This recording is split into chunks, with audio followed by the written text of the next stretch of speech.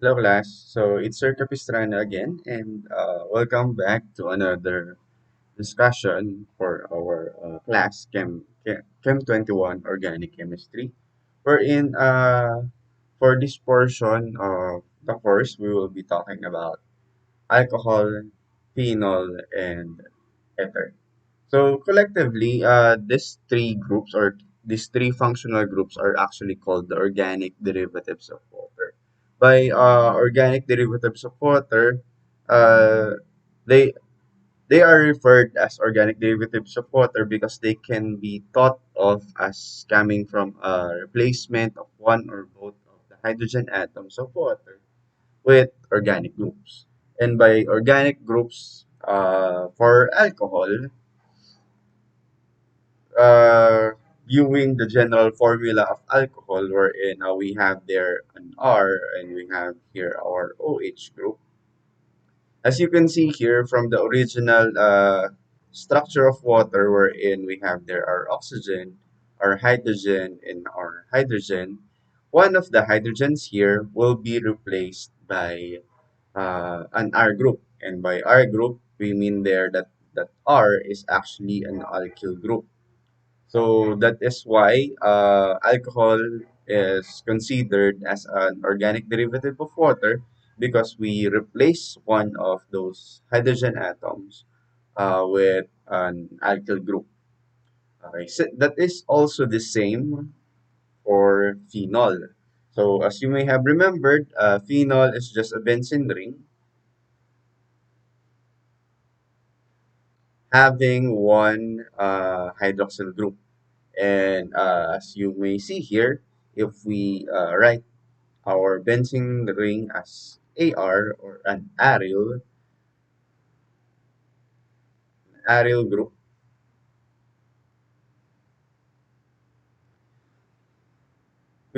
as you can see here, we can write that like this one. And as you may see here, one of the hydrogen atoms of water is actually replaced by an aryl group. And by aryl group, these are groups having or including a benzene ring, just like this one. So that is also the same for ether, because as you may have remembered, for ether, the general structure of ether is we have here our first R group, then we have here our oxygen, and we have here our second group. Where in here, R1 and R2 may be an alkyl group or an aryl group. And same concept applies for ethers, as you may see here. The two of the hydrogen atoms in our water molecule is actually replaced by an alkyl or an aryl group. That is why they are called organic derivatives of water, wherein one or two hydrogen atoms of water are replaced with organic compounds. So that is our organic derivatives of water: alcohol, phenol, and ether. But for this video, we will be actually limiting our discussion first on alcohols. Wherein for alcohols, we will be looking into the general structure of alcohols. We will be also looking into the nomenclature of alcohols and also the physical properties of alcohols. So, for the general structure of alcohol, actually, alcohols are just simply carbon groups or alkyl groups, wherein one of the hydrogen atoms is actually replaced by an our alcohol functional group, wherein we call that OH as our hydroxyl group. But if we are talking about functional group, seeing that our OH is attached to our alkyl group, then its functional group is alcohol, okay? Not hydroxyl group. So in here, class, same concept will be applied for alcohol when we talk about the carbons that are present in our alcohol group. So as you may have remembered on the past discussion regarding alkyl halides, we talked about alpha carbons. So for this one, uh, our carbon will be the carbon wherein the hydroxyl group is attached into. Same structure or same hybridization occurs in alcohols wherein that alpha carbon is actually an sp3 hybridized carbon atom. So that is our the general structure of our alcohol. So for the classification of alcohol, we will be basing the class of alcohol on the class of the carbon atom bearing the hydroxyl group.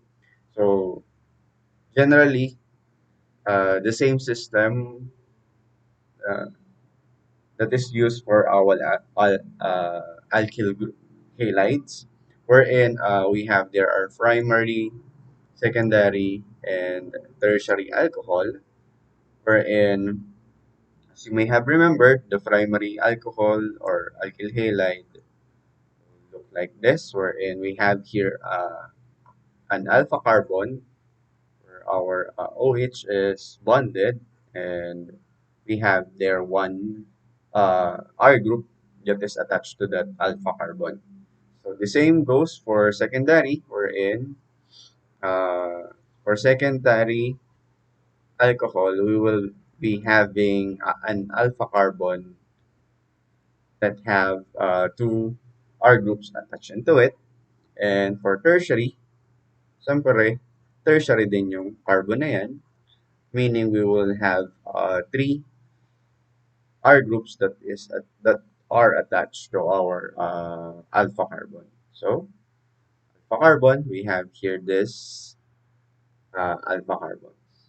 Okay, so that is our primary alcohol having one R group attached to our alpha carbon. We have secondary alcohol having alpha carbon with two attached R groups, and for tertiary we have there an alpha carbon with three attached uh, R groups. So, same system.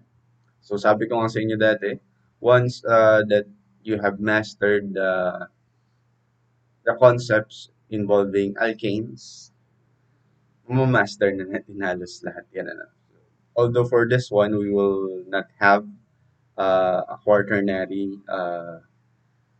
alcohol kasi pag quaternary, alam natin, apat na bonding sites lang yung pwedeng yung present sa carbon natin. Therefore, we will be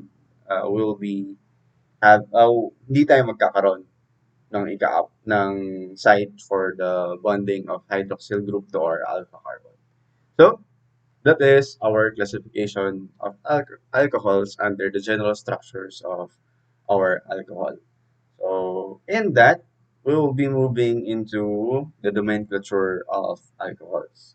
So, for the nomenclature of alcohols, we will be again dividing the system into two, wherein we have the common name and the IUPAC name for alcohols. So, for simple alcohols, by simple alcohols, these are alcohols with alkyl groups that have simple names like this one. We have their methyl. Okay, so that is our alkyl group or that our OH. Meaning to say,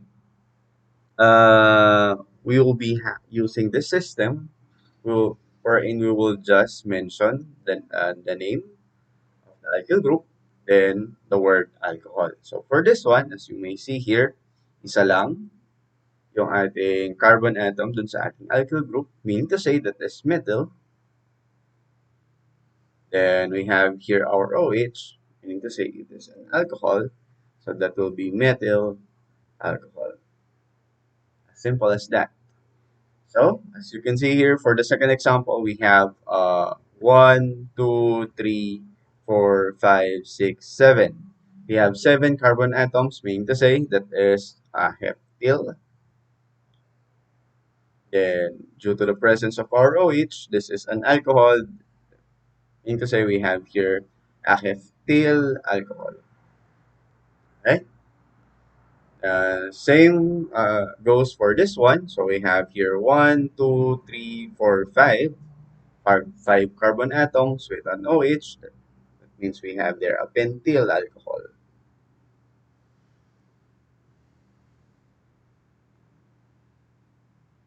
And for this one, we have one, two, three, four, five pentyl alcohol. Okay. Mhm. So as you can see here, we have two types of alcohol wherein yung isa, alam natin, yung yung OH ay naka-attach dun sa ating second carbon. And for the other one, the hydroxyl group is actually attached to a terminal carbon. And in the end, using the common names, naging parehas yung pangalan nila. So that will be an issue regarding the naming of alcohols kasi ayun, having different types of alcohol here. As you may notice here, we have for the first pentyl alcohol, that is actually a secondary alcohol. And for this one, this is actually a primary alcohol. Meaning to say, pwede tayong magkaroon ng magkakaibang reactions or magkakaibang physical properties ng mga alcohol na to. Meaning to say, we must have a system wherein we can name them or identify them using names. So, in that, para hindi magkaroon ng confusion kung ano yung gagamitin nating alcohol, kung yung bang secondary or yung primary na pentyl alcohol, syempre, babalik tayo ron sa tinatawag nating systematic naming, wherein we will be talking about the IUPAC naming or name of alcohol. So for alkane parent chain, meaning to say just a straight chain, no double bond, purely carbon and hydrogen, we will be using this system.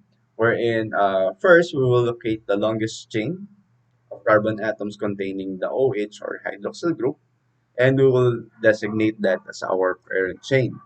So the second thing we need to do there is we just name the parent chain by identifying the corresponding alkane and replace the E on uh, the end, the E ending with OL.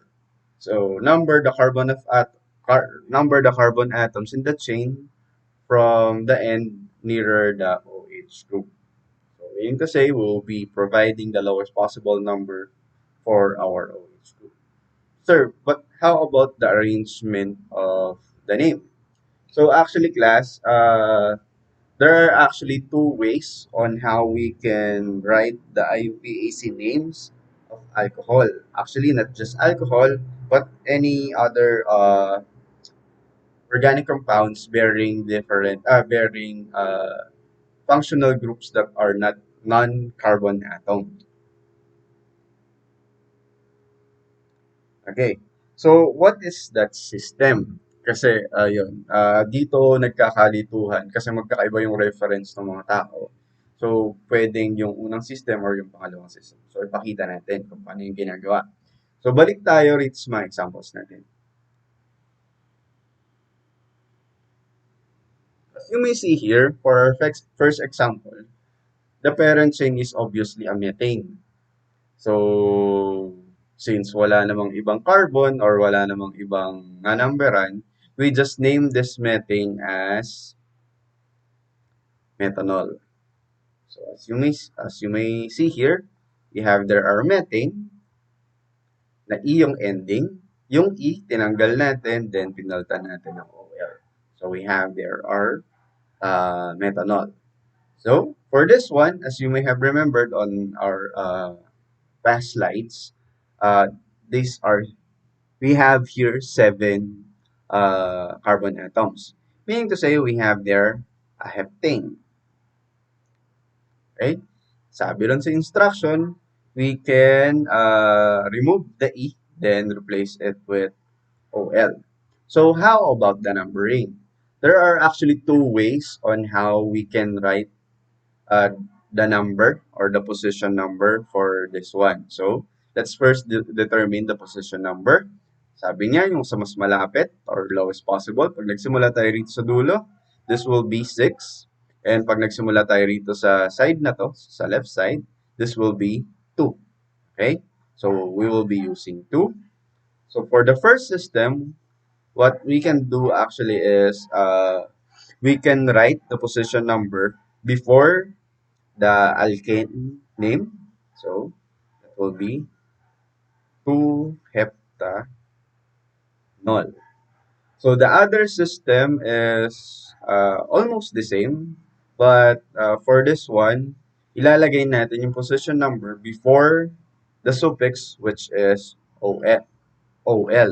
So we will have here heptan to ol. Meaning to say, we have here an OH group that is attached to the second carbon of a heptane chain. So we have there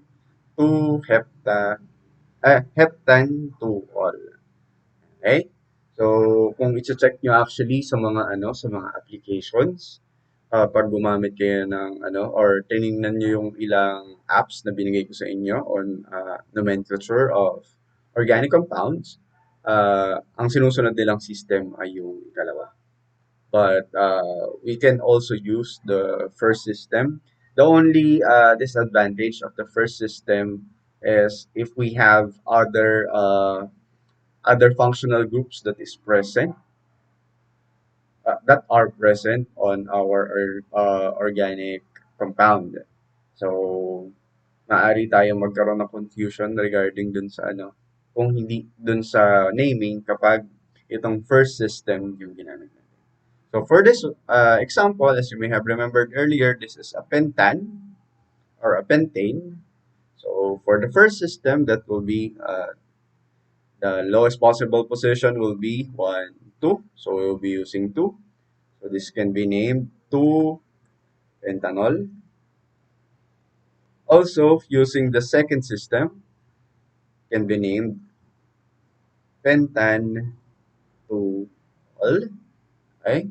So for this one, same concept. We have here a pentane, drop the E, then add OL. So we have here 1, Y1, because that is the lowest possible position. So we will have 1 pentanol, or we can have here pentan, 1 ol.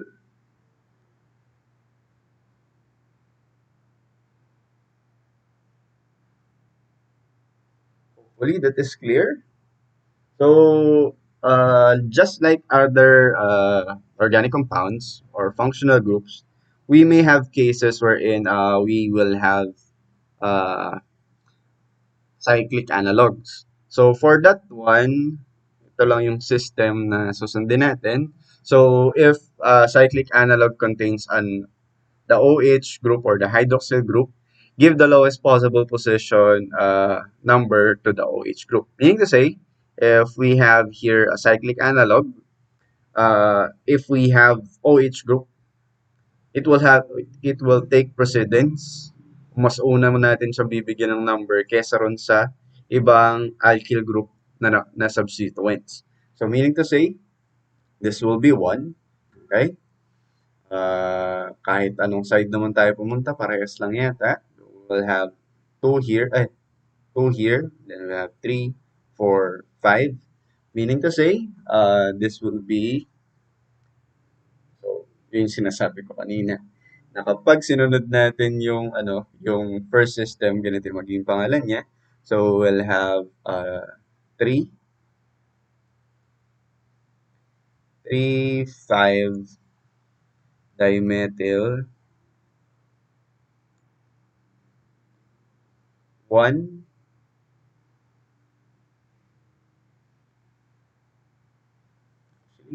dahil naman lowest possible position, pwede natin gawin dito. Hindi na natin siya ilagay.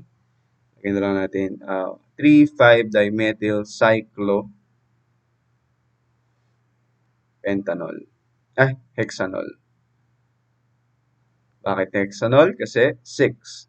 So for the other system, pwede actually nating i-state din yung position. So that will be 3,5 dimethyl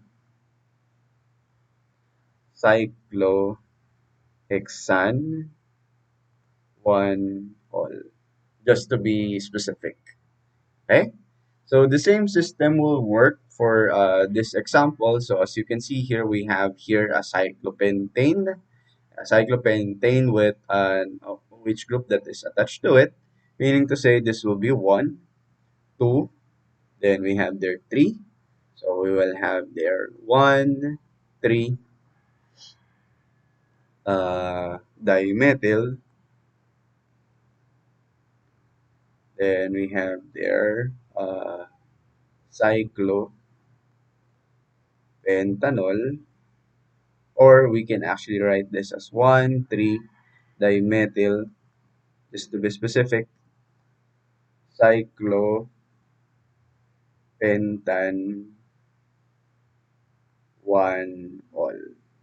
Okay? So that can be the way naming cycloalkane parent chain. Okay? Again, for another example, we can also have organic derivatives of water wherein we will have two OH groups. So as you can see here, we actually have here alcohols bearing multiple OH groups. So kapag dalawa yung OH group natin, uh, parang mali yung grammar ko dito. If two or more OH group are present, may serve dyan. Groups are present, attach the suffixes diol or triol to the alkane name of the parent chain. So as you can see here, we have here ethane bearing, since we have here two carbon groups, meaning to say this will be an ethane diol. So for this one, as you can see here, we have a parent chain, which is 1, 2, 3, 4, 5, 6, 7. All right. So we have there heptane. Then we have two OH groups that are attached to 1, 2, position 2, 3, 4, and fourth position. So meaning to say we will have here heptane, 2, 4 diol. You can also name this using the first system wherein we first write the position numbers. So that can be 2, 4, heptane, diol. So as you can see here class, kapag multiple yung hydroxyl groups na present dun sa ating dun sa ating alcohols, we do not drop the E, or we don't remove the E in the name of our alcohol. So pakitandaan lang. Okay? And also we can have parent chains having carbon to carbon double bond, double or triple bond. So for this one, you just need to drop the E in the name of the alkene or the alkyne, then follow it with the position number of OH, then attach the suffix ol, and prioritize OH in numbering. So as you can see here, we actually have here 1, 2, 3, 4 a butene, and we have here 1, 2, 3, 4, 5, 6, and a hexane. Okay? So, sabi dun sa instruction, we just need to drop the E. So, we have here 1, 2, 3, 4. So, that will be butene. Then, follow it with the position number of the OH. Position number of the OH should takes precedence. So, meaning to say, prioritize natin yung position ng OH. So, this is 1, 2, 3, 4. So, that will be 1,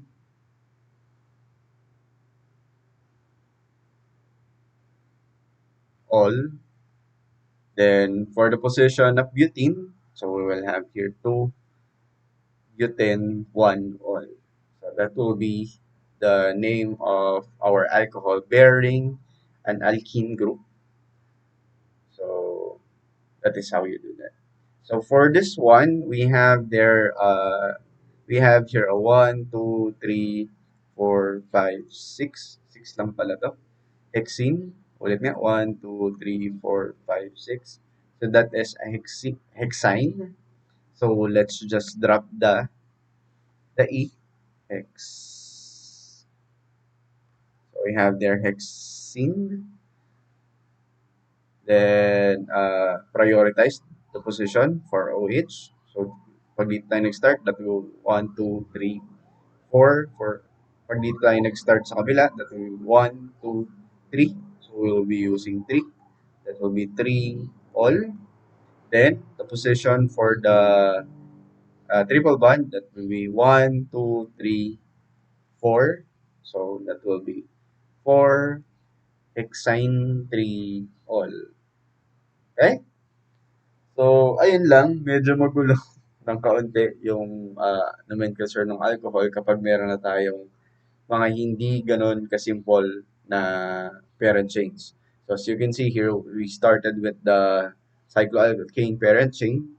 So, paano kapag naging cycloalkene yan or cycloalkyne? So, you will just follow the same system. You just need to use the or provide the lowest position number to the OH group. Also, if you have multiple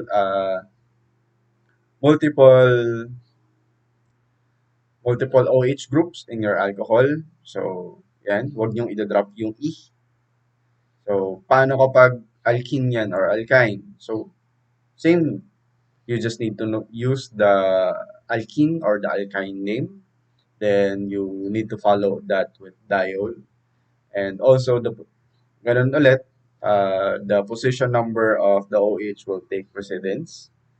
So, yun yung kailangan nyo i-consider. So, lowest possible, dapat yung isa ay nasa lowest possible position. And we have here this parent chains having carbon-to-carbon triple bond. Okay, so that is the nomenclature of alcohols. So, medyo ano lang siya, confusing, pero I think you can get the hang of it. And for this one, and for the last part of our lecture, we will be talking about the physical properties of alcohol. And due to the presence of OH, or oxygen and hydrogen atoms on our functional group, we will be remiss if we don't talk about hydrogen bonding. For some of you who don't know what hydrogen bonding is actually the molecule to molecule interaction involving hydrogen located between two atoms with high electron affinity. And those electrons with high electron affinity are actually the FON. ON. So that will be fluorine, oxygen, and nitrogen. Why high electron affinity? Ayan, na-discuss na natin yan sa ating chem dati. Wherein by high electron affinity, they have the higher tendency to retain electrons. Okay. So in that, as you can see here, we have here actually we have here an alcohol, our ethanol. Para lang makita nyo, no? Ito po yung ating ethanol. We have here our ethanol. And due to the presence of oxygen and hydrogen bonding in our functional group, as you may see here, we will actually have that molecule-to-molecule interaction involving hydrogen located between two atoms with high electron affinity. By two electrons with high affinity, we can actually, for this example, we can actually see two of that interaction. So we have here this hydrogen, and this hydrogen is actually sandwiched with two oxygen atoms. And same goes for this hydrogen atom. And for as you can see here, that hydrogen atom is actually sandwiched by two oxygen atom. And due to that interaction, nagkakaroon tayo ng parang a- attraction in between the molecules. So by in between the molecules, as you can see here, we actually have here two molecules, actually three molecules na nag-interact sa isa't isa. So we have there our ethanol, and we have here our first water molecule and our second water molecule. So dahil dyan, as you can see here, we have here a broken line na parang bond pero hindi. So that bond actually, yan yung tinatawag nating, sorry, ang gulo na ng drawing, ano. So tanggalin natin mga binilog-bilog ko. Yung broken line na yan, actually, yan yung tinatawag nating hydrogen bonding or hydrogen bond. And that hydrogen bond is actually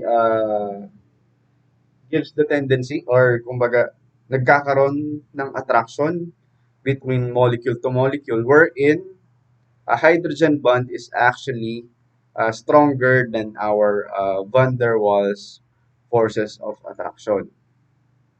So meaning to say, due to that higher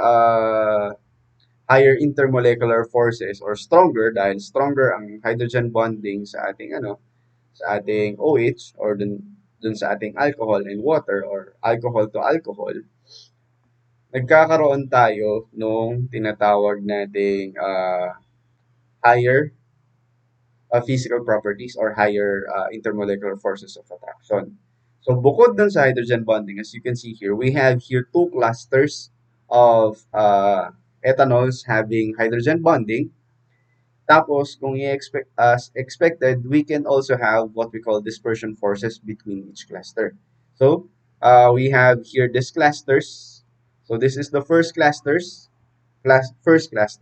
and the second cluster. As you can see here, on the first cluster, we have here hydrogen bonding, those broken lines. Makikita nyo. Uh, Gamitin natin yung ating pointer. So we have here this one, and this one. Those are our hydrogen bonding. Also, we have hydrogen bonding in here. Tapos, seeing that we have here a larger surface area na ng clusters natin, we will have higher dispersion forces between clusters. Meaning to say, our alcohols actually have high boiling points, and due to that two forces. So, high boiling points gawa ng ating hydrogen bonding plus yung ating van der Waals forces of attraction.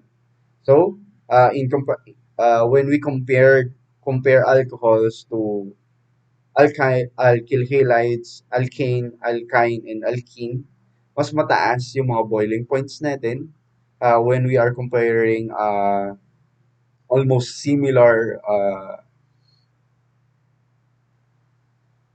molecular weight. So halimbawa, yung ethanol i-compare natin siya sa sa propane natin, actually magiging mas mataas pa din yung yung boiling point ng ating ethanol due to that higher intermolecular forces. Also, alcohols are also soluble in water. That is due to the hydrogen bonding. Water having OH and alcohol having OH, we can expect hydrogen bonding, and by that hydrogen bonding, they have higher tendency to be attached to each other, meaning to say, magkakaroon tayo ng higher solubility. Hindi katulad ng ating alkanes, alkynes, alkene, and alkyl halides that are mostly insoluble in water.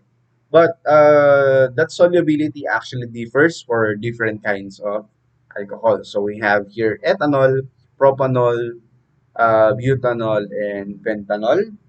So these are actually, all of these are primary alcohols. So by primary alcohols, kapag dinrawing natin yung ethanol, that is carbon, carbon, then we have here our OH. Propanol, we will have there carbon, carbon, carbon, then our OH. Then for butanol, we will have carbon, carbon, carbon, carbon, then our OH. Then for pentanol, carbon, carbon, carbon, carbon, carbon, then our OH. So, as you can see here, lahat sila ay nasa dulo. Yung ating OH, meaning to say all of them are actually primary alcohols. And as you can see here, ang pwede nating tingnan dito actually ay yung ating chain length. So, ano ba yung effect ng chain length sa physical properties ng ating alcohols? So, as you can see here, ethanol has lower boiling point than propanol. Propanol has less boiling point than butanol, and butanol has less uh, smaller boiling point than pentanol. So, ang pwede nating sabihin dito, kapag pataas yung chain length, pataas din uh, yung ating boiling point. Pero bakit? Hindi naman dumadami or hindi naman lumalakas or tumataas yung hydrogen bonding natin kasi pare-pares lang naman na iisa sila ng OH. So, meaning to say, the tendency for hydrogen bonding is the same. So, dyan na, papasok yung van der Waals forces of attraction. Meaning to say, kapag tumataas yung chain length natin, tumataas din yung ating van der Waals forces of attraction or yung tinatawag nating dispersion forces. Meaning to say, we will have higher surface area if we have higher chain length. And by higher chain length, we will have higher intermolecular forces of attraction, meaning to say we will have higher boiling point. But that is not the same for the solubility. As you can see here, the solubility differs as you alter the chain length. So, paano sila nagdi-differ? So, nagdi-differ sila sa solubility. So, as you can see here, pag sinabi nating miscible yung ating solute dun sa ating water, ang ibig sabihin lang niyan, completely nagmi-mix yung ating solute or yung ating alcohol papunta ron sa water. But if we have here the solubility, which is 7.9 grams solute per 100 grams of water, it just means that for 100 grams of water, 7.9 grams lang ng ating butan 1 all yung nagdi-dissolve dun sa water. So that is also the same for, not the same, lower actually for pentan 1 all, wherein we only have there 2.3. Meaning to say, mas mababa yung 2.3 sa 7.9. Siyempre, mas mababa yung 7.9 dun sa miscible. When we talk about miscibility or solubility. Meaning to say, for solubility, if we increase the chain length, we will be decreasing the solubility. Why is that? Because as you can see here, habang humahaba yung chain length, dumadami rin yung ating carbon hydrogen part ng atom natin. So ano naman kung dumadami yon? So as you may have remembered, our CH is actually nonpolar. Meaning to say, if we will have higher surface area for that nonpolar portion of our alcohol, uh, the alcohol will have the tendency to repel or not mix with water. So that is the reason why. Meaning to say, we will have this is due to the high high carbon hydrogen saturation, which is actually higher non-polarity. Hindi ko alam kung term yung non-polarity, but let's just use that for now. Okay?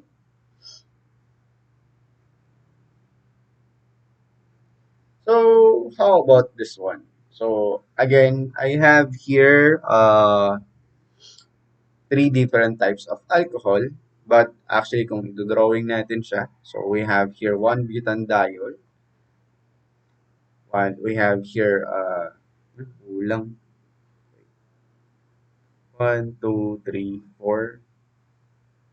Then we have here 1, 2, 3, 4, 2 all. Then we have propan, methyl, all. Okay.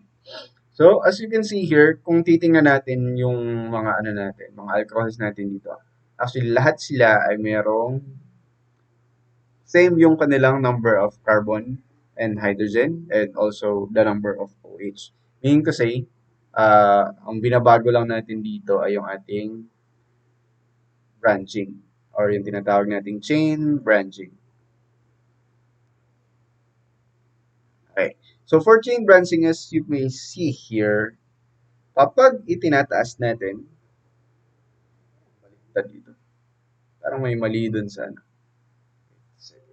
Ay, oo nga. Baliktad. Okay. So, bubura yan. But mali yung ano natin. Yung nailagay kong boiling points. Also, mali din yung solubility na lagay ko. Ano ba naman to? But anyway, let's just rewrite that. So, for one butan 1 all, this is actually a boiling point of 117 to 118. Butan 2 all actually have a boiling point of 99.5, almost the same as water. And for 2 methyl propan 2 all, we actually have here a boiling point which is 82.4 degrees Celsius. For the solubility, maalala nyo kanina, this is actually 7.9. We have here 12.5 and we have here miscible or completely soluble. Okay, so what is the pattern in here? So as you can see here, for the chain branching, same naman yung number ng hydrogen bonds na titingnan natin. Kasi by same number of hydrogen bonds, as you can see here, all of them have the same number of hydroxyl molecule or hydroxyl substituents. So what is changed? As you may have remembered, kapag tumataas yung chain branching, if we have increasing chain branching, we will also have lesser surface area for interaction. Also, due to that, we will have lower van der Waals forces of attraction, meaning to say, we will have lower intermolecular forces of attraction. And due to that, kung hindi sila bonded per se sa isa or hindi sila attached sa isa't isa, meaning to say, they will have lower boiling points. But that is actually still higher than our alkane and alkyne and alkene. So, how about the solubility? So, papasok din dyan yung surface area ng ating polarity. So, meaning to say, if we have higher chain branching, we will have lower surface area for our nonpolar parts of our alcohol. Meaning to say, if we have lower surface area for our carbon and hydrogen, it just means that we will have higher solubility. Kasi baka it's more on magkakaroon kasi magta-take precedence yung hydrogen bonding over the van der Waals forces of attraction due to lower surface area due to the chain branching. So that is actually the physical properties of alcohol. Only some additional concept regarding the solubility of alcohols. There is actually a limit regarding the solubility of alcohol in water, wherein we will have borderline solubility in water is reached at about 4 or 5 carbons for normal primary alcohols. By normal primary alcohols, these are alcohols wherein the OH group is attached to the terminal side of the alcohol or nasa labas siya, carbon 1, kumbaga. Also, for any other alcohols, meron tayong limit na 4 carbon atoms per hydroxyl group. Meaning to say, yung sa may bandang butane, butanol per se, uh, yung sa bawat isang carbon atom, dapat at most 4, hindi, sa bawat hydroxyl group, at most dapat 4 na carbon atoms lang. So kapag meron ka ng pentanol, medyo hindi na siya soluble sa water. So by pentanol na sinasabi ko, those are pentanols that are not normal primary alcohols or secondary pentanol or tertiary pentanol. Doon na yung magkakaroon tayo ng problema sa solubility. So dapat per hydroxyl group, at most 4 lang yung carbon atoms para maging miscible siya sa water. So, that is for the physical properties of alcohol. So, basically, in this video, we already introduced the organic derivatives of water, wherein we have their alcohols, phenols, and ethers. We talked about the general structure of alcohol, and wherein we classify alcohol depending on the type of the alpha carbon where our alcohol is attached into. Also, we discussed the nomenclature of carbon atoms. And lastly, we discussed some of the physical properties of alcohol. So, just for a bonus slide or bonus discussion, we have here are actually our glycols. By glycols, these are molecules having two hydroxyl groups. And one of the simplest glycol is our ethane 1,2-diol or our ethylene glycol. So, yun lang. Ang special lang sa glycol na to, kung babalikan natin yung physical properties natin, we have here two hydroxyl groups and and only two carbon atoms. So, meaning to say, we can expect that this glycol actually have high boiling point and low freezing point. And if I'm not mistaken, I forgot to write this slide. Its boiling point, but why BY? Boiling point is actually 197 something degrees Celsius, and its freezing point is actually negative 12.5 degrees Celsius. So, yun.